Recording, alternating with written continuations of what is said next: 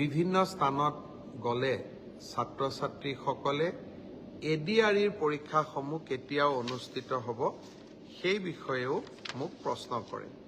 আজি আমি সেই বিষয়েও এখন বৈঠক কৰিছিলোঁ। ADREৰ আসাম ডিৰেক্ট ৰিক্ৰুটমেণ্ট এক্সামিনেশ্যন, যাক আমি চমুকৈ ADRE বুলি কওঁ, ADREৰ গ্ৰেড 3 পোষ্টসমূহৰ পৰীক্ষা 15, 22 আৰু 29 ছেপ্টেম্বৰত অনুষ্ঠিত হ'ব।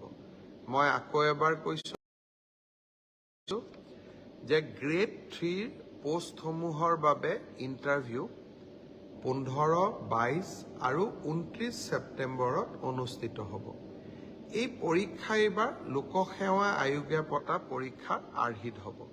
প্ৰথমতে প্ৰিলিমিনাৰী পৰীক্ষা হ'ব, তাৰ পিছত মেইনছ হ'ব, আৰু মেইনছৰ পিছত আমি